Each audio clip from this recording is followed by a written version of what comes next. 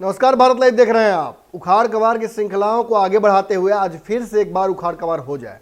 देखिए, ये हम जरूर कह रहे हैं, लेकिन मेरा मकसद उखाड़ कबाड़ करना नहीं है। ये मकसद बिहार में जदयू भाजपा का हो गया है। ललन सिंह के बारे में आपको मैंने लगातार बताया है किस तरीके से अब वो आरसीपी सिंह को बाईपास कर चुके हैं। और आरसीपी सिंह को बाईपास क्या करना, आरसीपी सिंह ने जो किया है वो तो जदयू समझ ही रही है। जदयू का एक एक कार्यकर्ता जो आज नीतीश कुमार के साथ है, वो फेसबुक हो, ट्विटर हो या फिर सियासी गलियारे हों, ये स्पष्ट तौर पर बोल रहा है कि आरसीपी सिंह लगता है जैसे कि कोई पुराना बदला लिए है नीतीश कुमार से। जिस तरीके से उन्होंने पार्टी को लगातार अंधेरे में रखा, और चाहे यूपी चुनाव हो, विशेष राज्य का दर्जा हो, जातिगत जनगणना हो, कई लोग सवाल पूछ रहे हैं, सवाल के जवाब भी देना बड़ा मुश्किल होगा आरसीपी सिंह के लिए, इसलिए चुप्पी भी साध रखा है उन्होंने। उत्तर प्रदेश चुनाव को लेकर पार्टी को उन्होंने क्यों रखा गफलत में? लोग पूछ रहे हैं कि जातिगत जनगणना जब होने के लिए नीतीश कुमार गए थे, तो क्या आरसीपी सिंह को बिहार से मंत्री होने के चलते, जदयू के मंत्री होने के चलते, क्या उन्हें जाना नहीं चाहिए था मिलने के लिए? वो नहीं गए। इतना ही नहीं, बहुत सारे सवाल खड़े किए जा रहे हैं। लगातार ये पूछा जा रहा है कि विशेष राज्य के दर्जे पर जब यही आरसीपी सिंह डीएनए वाले प्रकरण के दौरान नीतीश कुमार के साथ थे, तो फिर जब एनडीए में मंत्री बने तो धीरे से डीएनए वाला मुद्दा भूल क्यों गए? और आज विशेष राज्य के दर्जे की बात जब हो रही है, और जो खासतौर पर जदयू ही करती है, ललन सिंह करते हैं, तो आरसीपी सिंह ये क्यों कह रहे हैं कि उड़ीसा को भी मिलना चाहिए और अन्य राज्यों को भी मिलना चाहिए, सब मिलकर बातचीत करें? देखिए, सीधी बात है, आरसीपी सिंह को जो चाहिए था वो उन्हें मिल गया। वो उनके बारे में शुरू से ही कहा गया कि वो आरएसएस माइंडेड रहे हैं, वो भाजपा से काफ़ी प्रभावित रहे हैं। और जो बीच में महागठबंधन बना था, जिसका हिस्सा लालू यादव और कांग्रेस थी, उसमें बहुत सहज वो थे नहीं। और कहीं ना कहीं जिस तरीके से सुशील मोदी जुगाड़ खोज रहे थे 2017 तक की कैसे सरकार बनाए नीतीश कुमार के खिलाफ, वापसी करा ली नीतीश कुमार की, उसी प्रक्रिया में आरसीपी भी लगे हुए थे। लेकिन इस चुनाव में ये स्पष्ट हो गया कि आरसीपी सिंह जदयू के साथ नहीं थे।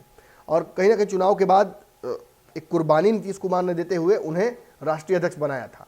और उसके बाद जिस तरीके से नीतीश कुमार को बाईपास वो करने लगे, मंत्रिमंडल की वही कुर्सी जब नीतीश कुमार को ऑफर की गई थी, तो नीतीश कुमार ने ये कहा था कि एक कुर्सी नहीं चाहिए मुझे, और उन्होंने छोड़ दिया था। और फिर जब वही जिम्मेवारी दी गई राष्ट्रीय अध्यक्ष की आरसीपी को, तो उन्होंने एक्सेप्ट भी कर लिया, और ये जायज़ भी नहीं समझा कि नीतीश कुमार से राय मशवरा करें।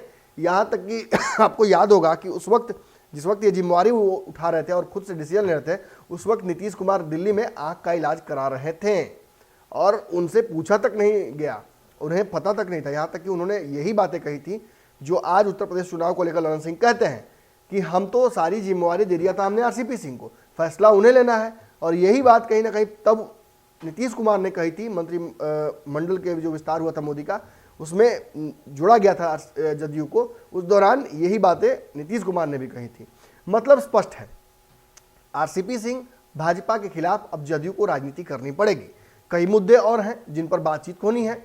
एमएलसी चुनाव को लेकर भी मामला फंसा हुआ है। अंदर अंदर तो खबर आ रही है कि सब कुछ सेट हो गया है, लेकिन नीतीश कुमार को कहीं ना कहीं फंसा दिया गया है। आधे आधे के फॉर्मूला में भी नीतीश कुमार की तरफ दो दलों को ठेल दिया गया है कि अब इन दलों को आप ही एडजस्ट कीजिए, यानी कहीं ना कहीं घुमा फिरा कर मुश्किल का भाव वाला हाल हो जाएगा। ऐसी स्थिति में जब विशेष राज्य के दर्जे को लेकर जदयू काफ़ी मुखर हो गई है, जातिगत जनगणना उसे कराना ही कराना है, भाजपा के खिलाफ कई मुद्दे हैं, और इन सभी मुद्दों पर आम राय बन गई है जदयू की। जदयू स्पष्ट हो चुकी है, और ये जदयू तय कर लिया है कि अब वो विशेष राज्य के दर्जे पर पीछे नहीं हटेगी। और ललन सिंह लगातार जो मांग कर रहे हैं नरेंद्र मोदी से, एक मैसेज भी उन्होंने वीडियो बनाकर भेजा है नरेंद्र मोदी के लिए, गाना बनवाया है कि कैसे देश का प्रधान जो है वो बिहार पर ध्यान नहीं दे रहे हैं। यही जदयू भाजपा चुनाव में साथ में खड़ी थी, और नरेंद्र मोदी ने ये बात कहा था कि डबल इंजन सरकार अगर मुझे मिल जाता है इस राज्य में, तो मैं राज्य के विकास में जो अमूलचूल परिवर्तन कर दूंगा। और देखिए परिस्थितियां कि आज जब डबल इंजन सरकार है, तो छात्र किस तरीके से सड़कों पर लगातार मांग कर रहे हैं रोजगार की, और कैसे लाठियां चल रही हैं, कैसे पुलिस और उनके बीच लगातार जो झड़प हो रही है, ये साबित करता है कि कहीं ना कहीं बिहार में जो विकास की संभावनाएं थी, उन्हें भाजपा ने बुराना उचित नहीं समझा। और इसी वजह से नरेंद्र मोदी को लेकर भी जदयू अब काफ़ी अग्रेसिव हो गई है। इतना ही नहीं, अब बड़ी बात यह है कि लगातार जो श्रृंखलाएं चल रही हैं ललन सिंह की, उसके आधार पर ललन सिंह ने एक बयान भी दिया था, और ललन सिंह के बयानों से स्पष्ट हो गया, और उनके पोस्ट से भी फेसबुक स्पष्ट हो रहा है कि बहुत जल्दी एक बहुत बड़ा आंदोलन जन आंदोलन बिहार के लोगों को राय में लेकर नीतीश कुमार और ललन सिंह करने जा रहे हैं। हालांकि ये भी आपको हम बता दें कि सियासी गलियारों की खबरों के हिसाब से, जो बातचीत हो रही है उसके हिसाब से ये तो स्पष्ट लग रहा है कि नीतीश कुमार अब बैकफुट पर रहेंगे और ये जो भाजपा के खिलाफ लड़ाई है वो सीधे तौर पर ललन सिंह लड़ने जा रहे हैं। और इसको लेकर एक रणनीति ये बनी है कि जन आंदोलन किया जाए, गाना बाजा किया जाए, यहाँ से लेकर दिल्ली तक आंदोलन और रैलियाँ की जाए और पटना के गांधी मैदान में भी अगर आवश्यकता पड़े तो भीड़ जुटाई जाए। और जिस तरीके से 2015 में डीएनए वाले प्रकरण पर, जिसमें नरेंद्र मोदी आए थे और नीतीश कुमार के डीएनए पर सवाल खड़ा किया था, जिसे नीतीश कुमार ने बिहार के स्मिता से जोड़ दिया था और बिहार के लोगों से नख सिक कटवाकर, आप देख सकते हैं स्क्रीनशॉट आपके स्क्रीन पर लगातार गुजर रहा होगा, ये 2015 की खबरें हैं।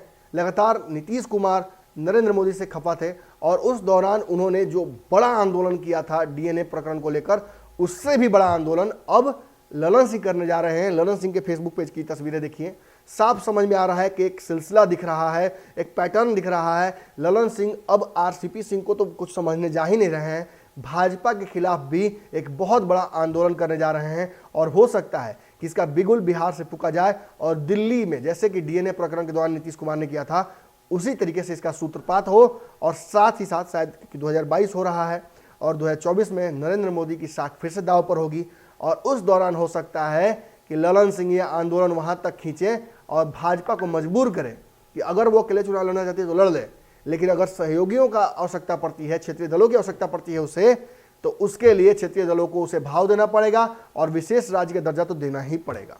अगर ये वीडियो पसंद आई और वह बिहार के राजनीति और बिहारियत से सरोकार रखेनी तो सब्सक्राइब बटन दबा के चैनल के सब्सक्राइब कर ली। ओजे एगो घंटी बा, ओकरा बटन दबा देला से कुल सटीक और मारक खबर रुआ मुफ्त में मिल जाई। अगर रुआ पत्रकारिता के हमनी के नया प्रयोग में सहयोग कर चाहतानी तो ज्वाइन बटन दबा दी। पेटीएम नंबर नोट कर ली 9386816700। धन्यवाद।